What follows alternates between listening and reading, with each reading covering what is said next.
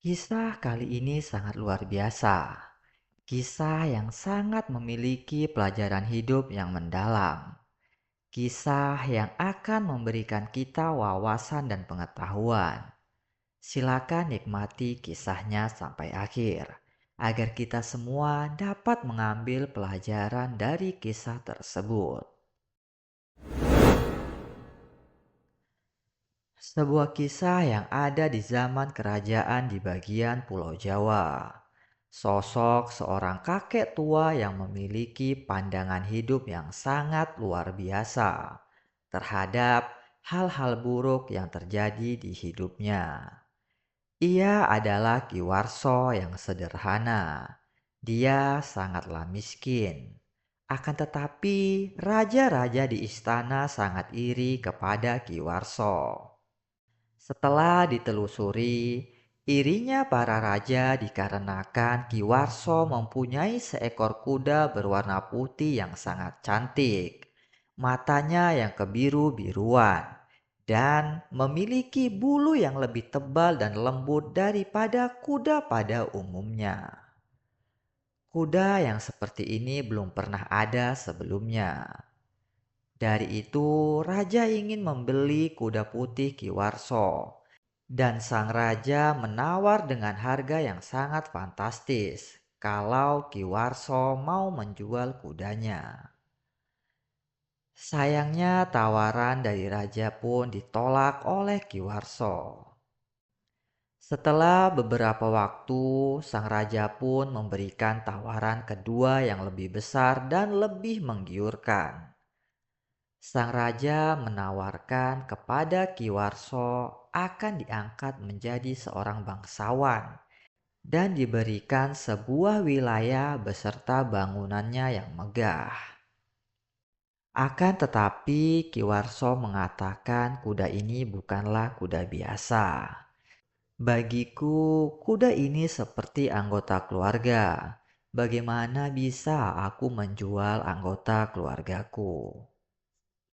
Melihat jawaban Ki Warso yang tetap tidak mau menjual kudanya, hal ini membuat para tetangganya gemas dan emosi. Para tetangga mencoba meyakinkan Ki Warso untuk menjual kudanya. Tetapi Ki Warso tetap tidak mau menjual kuda tersebut. Di suatu pagi, Ki Warso tiba-tiba menemukan bahwa kudanya tidak ada di kandang. Hal ini membuat seluruh desa begitu heboh. Lalu berkumpul dan mereka semua berkata kepada Ki Warso, "Kamu orang bodoh, kami menyadari sebelumnya bahwa suatu hari pasti kuda itu akan dicuri. Kamu itu sangat miskin, jadi jangan belagu lah. Akan lebih baik kalau kamu menjualnya saja. Kamu bisa mendapatkan harga berapapun yang kamu mau. Karena raja sudah jatuh hati sama kudamu. Tapi ya sudah terlambat. Sekarang kudanya sudah hilang. Itu nasib sial, ujar para tetangga.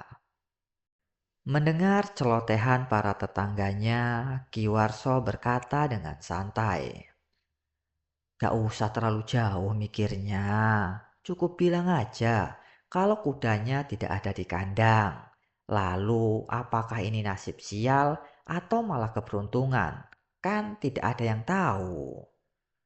Para warga tertawa karena Ki Warso tidak mengikuti saran dari mereka.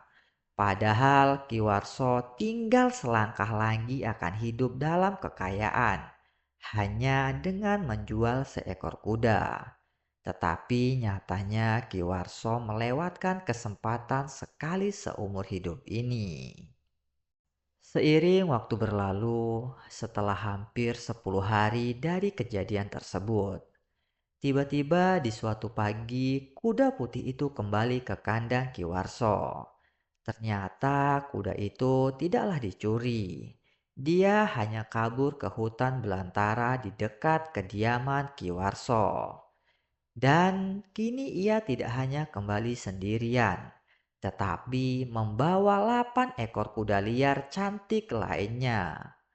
Mengetahui kejadian tersebut, para penduduk desa berkumpul lagi dan berkata kepada Ki Warso, "Wow, ini keberuntungan yang sangat luar biasa."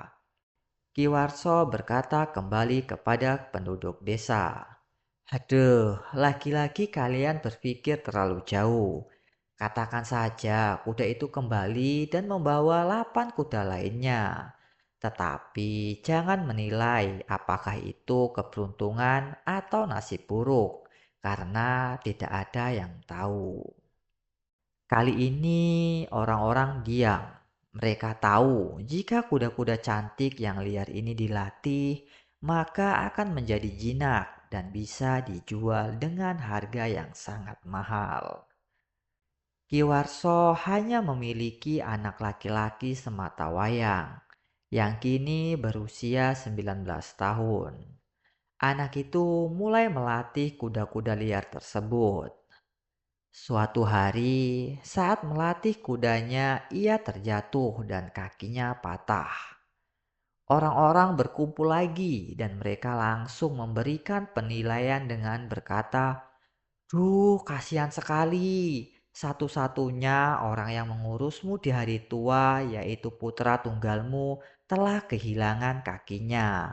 Ini adalah nasib buruk." Ki Warso menjawab dengan tenang, "Gak usah terlalu jauh mikirnya.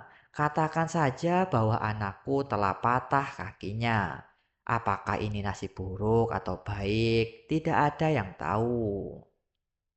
Tak disangka, beberapa minggu setelah kejadian itu, kerajaan sedang berperang dengan kerajaan tetangga. Semua pemuda di kota diambil paksa untuk ikut menjadi prajurit kerajaan. Tetapi hanya putra Ki Warso itu yang tidak ikut karena kakinya patah. Orang-orang kembali berkumpul.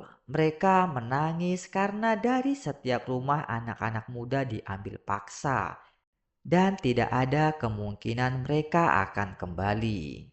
Karena kerajaan yang menyerang adalah kerajaan besar, sedangkan kerajaan mereka adalah kerajaan yang tidak terlalu besar. Anak-anak mereka tidak akan kembali. Seluruh kota terasa begitu sedih dan mereka kembali mendatangi Ki Warso dan berkata, "Kamu benar Ki Warso, hal ini terbukti menjadi keberuntungan.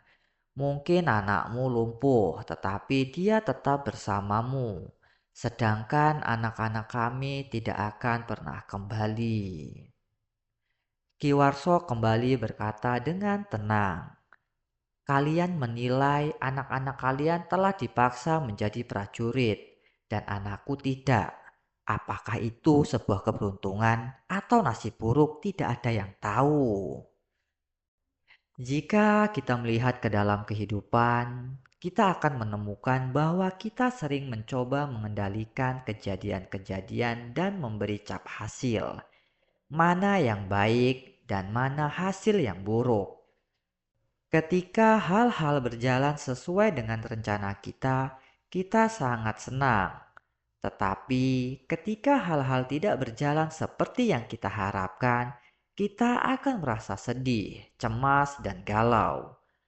Kita sering terlalu cepat menilai sesuatu kejadian dan memutuskan apakah itu baik atau buruk, sial atau beruntung. Tetapi pada kenyataannya kita tidak selalu tahu bahwa apakah suatu peristiwa pada akhirnya akan terbukti baik atau buruk. Seperti dalam cerita Ki Warso tersebut, sesuatu yang tampak seperti kabar baik di saat ini bisa saja ternyata menjadi kegalauan dan kesedihan di masa depan. Begitu juga sebaliknya. Sesuatu yang tampak buruk pada saat ini mungkin menjadi sangat berguna di masa depan dan membawa kebahagiaan. Jadi, jika kamu ingin selalu bahagia dalam hidup, maka jangan pernah terlalu cepat menilai apapun. Karena apa yang kamu anggap sebagian kesialan hari ini, mungkin besok akan terbukti menjadi keberuntungan bagi hidupmu. Bagaimana tanggapan saudaraku untuk kisah kali ini? Silakan tulis di kolom komentar dan jangan lupa untuk like dan subscribe video-video inspiratif 7 menit.